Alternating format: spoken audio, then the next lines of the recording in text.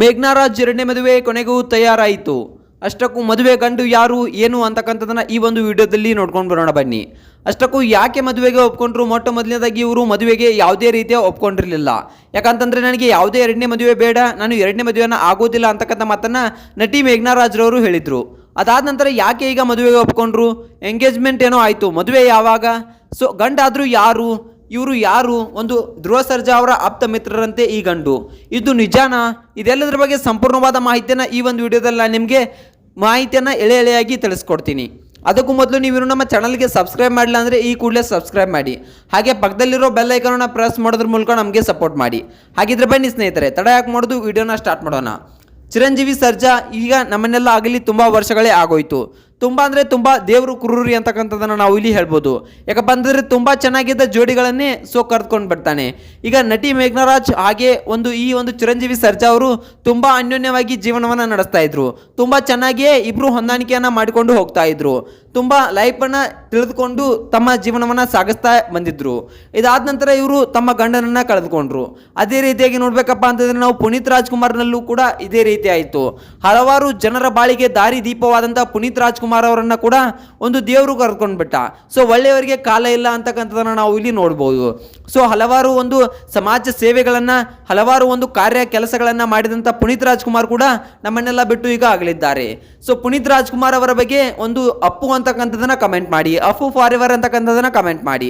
ಹಾಗೆ ನೋಡ್ಬೇಕಪ್ಪ ಅಂತಂದರೆ ಇನ್ನು ಲಾಯಲಿಟಿಗೆ ತಕ್ಕ ಉತ್ತರವಾದಂಥ ಯಾರು ಅನ್ನೋದನ್ನು ನೋಡ್ಬೇಕಪ್ಪ ಅಂತಂದರೆ ವಿಜಯ ರಾಘವೇಂದ್ರ ಅವರು. ಒಂದು ಲಾಯಲಿಟಿ ಅನ್ನೋ ಪದಕ್ಕೆ ಒಂದು ಮೀನಿಂಗೇ ವಿಜಯ ರಾಘವೇಂದ್ರ ಅವರು ಅಂತಕ್ಕಂಥದ್ದನ್ನು ನಾವು ಇಲ್ಲಿ ಹೇಳ್ಬೋದು.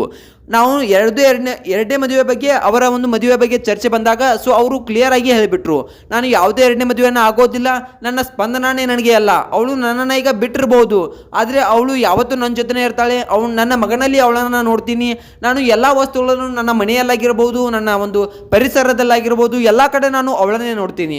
ಅವಳ ಜಾಗದಲ್ಲಿ ಯಾರನ್ನು ನಾನು ರಿಪ್ಲೇಸ್ ಮಾಡೋದಿಲ್ಲ, ಅವಳ ಜಾಗದಲ್ಲಿ ಯಾರೂ ಸರಿಸಮಾನರು, ಅವಳ ಸರಿಸಮಾನರು ಯಾರೂ ಇಲ್ಲ ಅಂತಕ್ಕಂಥ ಮಾತನ್ನು ಈ ರೀತಿಯಾದ ಮಾತನ್ನು ಹೇಳೋದ್ರ ಮೂಲಕ ಒಂದು ಲಾಯಾಲಿಟಿಗೆ ನಿಜವಾದ ಅರ್ಥವನ್ನು ತಿಳಿಸಿಕೊಟ್ಟಿದ್ದಾರೆ ವಿಜಯ ರಾಘವೇಂದ್ರ ಅವರು. ಇಂತಹ ಜನರನ್ನ ನಾವು ನೋಡೋದು ತುಂಬಾ ಕಮ್ಮಿ. ಯಾಕಪ್ಪ ಅಂತಂದ್ರೆ ಈಗ ಒಂದು ಸೆಲೆಬ್ರಿಟಿಗಳು ಒಂದಾದ ತಕ್ಷಣ ಯಾವ ರೀತಿ ಆಗಿಬಿಟ್ಟಿದೆಯಪ್ಪ ಅಂತಂದ್ರೆ ಅವರು ಮರಣ ಹೊಂದಿದ ನಂತರ ಎರಡನೇ ಮದುವೆಗೆ ಸಿದ್ಧರಾಗ್ಬಿಡ್ತಾರೆ. ಎರಡನೇ ಮದುವೆನ ಆದಷ್ಟು ಬೇಗ ಯಾವಾಗ ಎರಡನೇ ಮದುವೆ ಆಗಲಿ ಅಂತಕ್ಕಂಥದನ್ನ ತುದಿಗಾಲಲ್ಲಿ ಕೂತಿರ್ತಾರೆ. ಇಂತಹ ಜನರ ನಡುವೆ ಒಂದು ವಿಜಯ ರಾಘವೇಂದ್ರ ಅವ್ರನ್ನ ಮೆಚ್ಚಲೇಬೇಕು. ವಿಜಯ ರಾಘವೇಂದ್ರ ಅವ್ರ ಬಗ್ಗೆ ನಿಮ್ಗೆ ಏನು ಅನಿಸ್ತೆ ಅನ್ನೋದನ್ನ ಕಮೆಂಟ್ ಮಾಡಿ. ಇನ್ನು ನಟಿ ಮೇಘ್ನಾರಾಜ್ ಅವರ ಬಗ್ಗೆ ನೋಡ್ಬೇಕಪ್ಪ ಅಂತಂದ್ರೆ ಇವರು ಕೂಡ ಮೊಟ್ಟ ಮೊದಲನೇದಾಗಿ ಯಾವುದೇ ಎರಡನೇ ಮದುವೆಗೆ ಒಪ್ಕೊಂಡಿರಲಿಲ್ಲ. ಅವರ ತಂದೆ ತಾಯಿಯವರು ಮೊಟ್ಟ ಮೊದಲನೇದಾಗಿ ಅವರು ಚಿರಂಜೀವಿ ಸರ್ಜಾ ಅವರು ಮರಣ ಹೊಂದಿದಾಗ ತುಂಬಾನೇ ಫೋರ್ಸ್ ಮಾಡ್ತಾರೆ. ಇಲ್ಲ, ನೀನು ಎರಡನೇ ಮದುವೆ ಆಗು, ಯಾಕಪ್ಪ ಅಂತಂದ್ರೆ ನಿಂದು ಇನ್ನೂ ಚಿಕ್ಕ ವಯಸ್ಸು, ನೀನು ಎರಡನೇ ಮದುವೆ ಆದರೆ ತುಂಬ ಚೆನ್ನಾಗಿರುತ್ತೆ, ಯಾಕಪ್ಪ ಅಂತಂದ್ರೆ ನೀನು ಇನ್ನೂ ಚಿಕ್ಕವಳು, ನಿನ್ನ ಮಗನೂ ಕೂಡ ಚಿಕ್ಕವನು, ಅವನಿಗೂ ಕೂಡ ಒಬ್ಬ ಫಾದರ್ ಬೇಕು ಅಂತಕ್ಕಂಥದ್ದನ್ನ ಅವರ ತಂದೆ ತಾಯಿಯವರು ಚಿರಂಜೀವಿ ಸರ್ಜಾ ಅವರು ಮರಣ ಹೊಂದಿದ 5-6 ತಿಂಗಳಿಗೆ ಹೇಳ್ತಾರೆ. ಅದಾದ ನಂತರ ಇವರು ನಟಿ ಮೇಘ್ನಾರಾಜ್ರವರು ಏನು ಹೇಳ್ತಾರಪ್ಪ ಅಂತಂದ್ರೆ, ಇಲ್ಲ, ನಾನು ಯಾವುದೇ ಎರಡನೇ ಮದುವೆನ ಆಗೋದಿಲ್ಲ, ನನಗೆ ಫೋರ್ಸ್ ಮಾಡಬೇಡಿ, ನಾನು ಚಿರಂಜೀವಿ ಸರ್ಜಾ ಅವ್ರನ್ನ ನನಗೆ ಮರೆಯೋಕೆ ಆಗೋದಿಲ್ಲ, ಅವ್ರನ್ನ ಬಿಟ್ಟು ನಾನು ಯಾರನ್ನ ಮದುವೆ ಆಗೋದಿಲ್ಲ ಅಂತಕ್ಕಂಥ ಮಾತನ್ನ ನಟಿ ಮೇಘ್ನಾರಾಜ್ರವರು ಹೇಳ್ತಾರೆ. ಇತ್ತೀಚೆಗಷ್ಟೇ ಒಂದು ಬ್ರಾಡ್ಕಾಸ್ಟ್ ಚಾನಲ್ನಲ್ಲಿ ಹೇಳಿದ್ದಾರೆ, ಇಲ್ಲ, ನಾನು ಎರಡನೇ ಮದುವೆಯನ್ನು ಆಗ್ತೀನಿ, ನಾನು ಕೂಡ ಕೂತು ಯೋಚನೆ ಮಾಡಿದೆ, ನನ್ನ ಮಗನಿಗೂ ಕೂಡ ಫಾದರ್ ಫಿಗರ್ ಬೇಕು, ನನಗೂ ಕೂಡ ಒಬ್ಬ ಲೈಫ್ ಪಾರ್ಟ್ನರ್ ಬೇಕು, ಯಾಕಪ್ಪ ಅಂತಂದರೆ ನನಗೂ ಕೂಡ ಒಬ್ಬಂಟಿಯಾಗಿ ಫೀಲ್ ಆಗ್ತಾ ಇದೆ, ಎಲ್ಲವನ್ನ ನನಗೆ ನಿಭಾಯಿಸೋಕೆ ಆಗ್ತಿಲ್ಲ ಅಂತಕ್ಕಂಥ ಮಾತನ್ನು ನಟಿ ಮೇಘ್ನಾರಾಜ್ರವರು ಹೇಳಿದರು.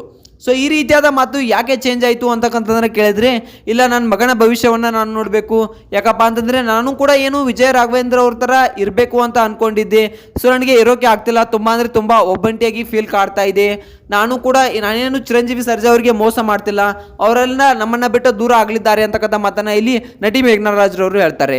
ಇನ್ನು ಇವರ ಮದುವೆ ಯಾವಾಗ ಅಂತಕ್ಕಂಥದ್ದನ್ನು ನೋಡೋದಾದ್ರೆ, ಅವರ ತಂದೆ ತಾಯಿಯವರು ಒಂದು ಗಂಡನ ನೋಡ್ತಿದ್ದಾರಂತೆ, ಆದಷ್ಟು ಬೇಗ ಮದುವೆ ಆಗುವ ಎಲ್ಲ ವಿಚಾರಗಳು ಇದೆಯಂತೆ. ಆಲ್ರೆಡಿ ಈಗ ಗಂಡನ ನೋಡಿದ್ದಾರೆ ಅಂತಕ್ಕಂಥ ಸುದ್ದಿಗಳು ಹರಿದಾಡ್ತಾ ಇವೆ.